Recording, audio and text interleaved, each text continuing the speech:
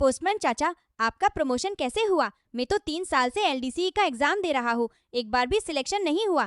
ऐसे नहीं होगा प्रमोशन। एक्सेलेंस पोस्टर इंस्टीट्यूट में भर्ती हो जाओ, घर बैठे ऑनलाइन क्लास करो और प्रीमियम स्टडी मटेरियल्स पाओ। ईडीओपी ऐप में मॉक टेस्ट दो। इस साल एग्जाम से पहले सिलेबस कंप्लीट करवाया जाएगा। प्रमोशन जीडीएस का, लेकिन जिम्मेदारी एक्सेलेंस का।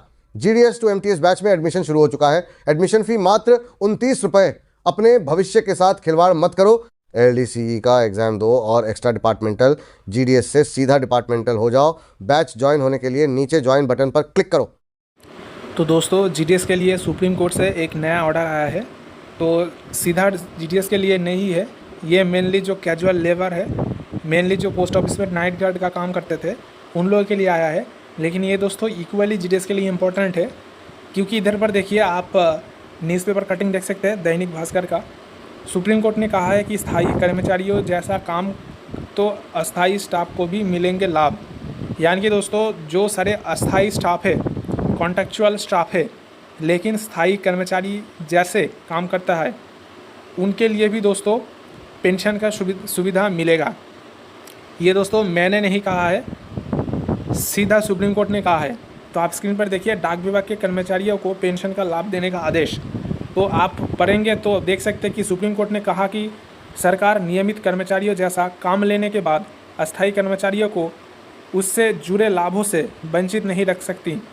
जस्टिस संजय करोल और जस्टिस एजी मसी की पीठ ने पटना हाईकोर्ट का फैसला रद्द करते हुए डाक विभाग के उन पूर्व कर्मचारियों को पेंशन और सेवानिवृत्ति लाभ देने का आदेश दिया, जिन्होंने वर्षों तक कैजुअल लेबर या नाइट गार्ड के रूप में काम किया था। अदालत ने केंद्र सरकार को 3 महीने के भीतर लाभ जारी करने का निर्देश दिया। देरी होने पर 6% सालाना ब्याज भी देना होगा। कोर्ट ने कहा कि लंबे समय तक सेवा देने वाले अस्थायी या कैजुअल कर्मचारियों, खासकर जिन्हें मान्यता प्राप्त अस्थायी दर्जा मिल चुका है, उन्हें सामाजिक सुरक्षा और पेंशन जैसे लाभों से वंचित नहीं किया जा सकता। पीठ ने कहा, राज्य एक आदर्श नियोक्ता की तरह व्यवहार करने के लिए बाध्य है और स्थायी प्रकृति का काम लेकर उससे जुड़े लाभ नहीं रोक सकता। अदालत ने दोहराया कि पेंशन कोई खैरात नहीं, बल्कि सामाजिक कल्याण और आर्थिक न्याय का हिस्सा तथा एक लागू करने योग्य संवैधानिक अधिकार है। मेन बात ये है दोस्तों, ये डायरेक्टली जीडीएस से जुड़ा हुआ नहीं है। पहले काम करता था as a casual labour, night guard के काम करता था पोस्ट ऑफिस में, तो उन लोगों को पेंशन नहीं दिया गया रिटायरमेंट के बाद, और वो लोग ने सीधा सुप्रीम कोर्ट में गुहार लगाई, एप्लीकेशन किया, और उसके बाद जब जजमेंट आया तब दोस्तों कहा गया कि वो लोग हो सकता है कि अस्थायी कर्मचारी है, लेकिन वो जो काम कर रहे थे स्थायी कर्मचारी की तरह ही काम कर रहे थे, ठीक है, और उनसे एक कदम भी पीछे नहीं थे। तो सुप्रीम कोर्ट ने कहा है कि अस्थायी कर्मचारी हो सकता है, अस्थायी स्टाफ हो सकता है, लेकिन एक स्थायी कर्मचारी की तरह वो लोग काम कर रहे थे। तो स्थायी कर्मचारियों को जो सुविधाएं मिलता है पेंशन का, उससे अस्थायी कर्मचारियों को रोका नहीं जा सकता। और इसलिए देखिए सुप्रीम कोर्ट ने ये भी कहा है कि जितना पेंशन उनका पेंडिंग है सब कुछ देना होगा, और उसके साथ सालाना 6% जितना उनका नुकसान हुआ है, जो अमाउंट उनका बाकी है, वो 6% हर ईयर के हिसाब से कैलकुलेट करके पूरा मुआवजा उनको देना होगा, ठीक है। और सरकार ने ये भी कहा है कि ये जो पेंशन का मामला है, ये कोई ऐसा नहीं कि खैरात है, और ऐसा नहीं है कि मांग रहा है तो नहीं देंगे, ऐसा नहीं है। ये कर्मचारी का अधिकार है और सामाजिक कल्याण के लिए ये एक योग्य संवैधानिक अधिकार है, ऐसा सुप्रीम कोर्ट ने कहा है। तो आप स्क्रीन पर दैनिक भास्कर का इधर पर पेपर कटिंग देख सकते हैं, मैंने अब तक आपको यही कहा। तो दोस्तों आप इससे अंदाज़ा लगा सकते हैं दोस्तों, मैंने ऑल इंडिया जीडीएस यूनिवर्सिटी का टेलीग्राम चैनल पर भी इसको डाल दिया है, और 2 जून 2026 यानी कि आज ही के दिन ये दोस्तों ऑर्डर आया है। तो जीडीएस भी दोस्तों आपको पता है एक्स्ट्रा डिपार्टमेंटल है, लेकिन दोस्तों जीडीएस एक स्थायी कर्मचारी की तरह ही काम करता है, ठीक है ना। एक बीपीएम को आप देख लीजिए, एक पीए जैसा एसओ में काम करता है, बीपीएम बीओ में काम करता है। क्या कई सारे एसओ मैंने ऐसा भी देखा है जिधर पर बीओ से कम काम होता है, यानी कि एक बीओ में एसओ से अधिक काम हो रहा है, सिंगल हैंडेड एसओ से, ऐसा भी मैंने देखा है। तो एक बीओ में बीपीएम जो कर रहा है, एसओ में एसपीएम कर रहा है, एक पीए कर रहा है, और एक एसओ में पोस्टमैन जितना डाक बांट रहा है उसी परिमाण, उससे भी अधिक डाक एक बीओ में एबीपीएम बांट रहा है। लेकिन एसओ में पोस्टमैन का तनख्वाह देखिए, और बीओ में जो एबीपीएम है उनका तनख्वाह देखिए, बहुत कम है, आधे से भी कम है। तो ऐसा नहीं चल सकता दोस्तों। सुप्रीम कोर्ट ने कहा है कि ऐसा नहीं चल सकता। जो भी अस्थायी कर्मचारी है, कैजुअल हो या फिर नाइट गार्ड हो, उनको पेंशन मिलना चाहिए अगर वो लोग स्थायी कर्मचारी के तरह काम कर रहे हैं तो जीडीएस तो दोस्तों कैजुअल नहीं है, एक्स्ट्रा डिपार्टमेंटल है, डीए मिलता है, बोनस मिलता है, सब कुछ मिलता है।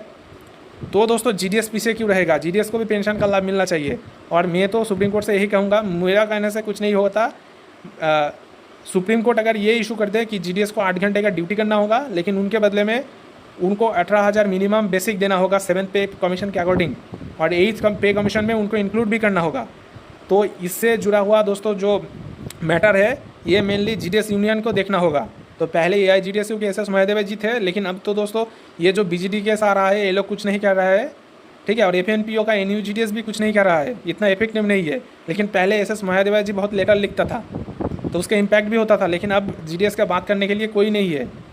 तो दोस्तों जितने भी सारे सर्विस यूनियन है जीडीएस का, मैं उनसे रिक्वेस्ट करना चाहता हूँ कि आप सब लोग जितना जल्दी हो सके, जल्द से जल्द आप पीआईएल दाखिल कीजिए सुप्रीम कोर्ट में। मैं जो शिवाजी भासी रेड्डी है एफएनपीओ का, उनको भी लिख रहा हूँ कि इस मैटर पर जल्द से जल्द आप लोग नज़र दीजिए, ताकि जीडीएस का जो पेंशन का मामला है ये भी दोस्तों और भी फास्टर हो।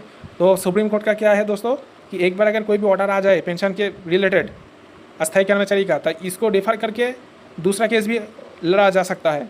तो ये बहुत ही अच्छा हुआ। और देखिए पेपर कटिंग में ये भी लिखा गया है कि बिहार हाई कोर्ट ने उल्टा राय दिया था, लेकिन सुप्रीम कोर्ट ने क्या किया, उसको खारिज करते हुए नया राय दे दिया और कहा कि ये जो पेंशन है ये एक संवैधानिक अधिकार है, ऐसा नहीं है कि खैरात हो रहा है सरकार का, ठीक है। और इधर पर देखिए जितना बाकी है अमाउंट 6% सालाना बैच पर टोटल भुगतान करना होगा। तो मुझे ऐसा लगता है कि जीडीएस के लिए डायरेक्ट ऑर्डर नहीं है, लेकिन अगर जीडीएस लोग और जीडीएस का यूनियन जो है अगर पीआईएल दाखिल करे सुप्रीम कोर्ट में, तो उनके लिए भी पेंशन का ऑर्डर आ जाएगा।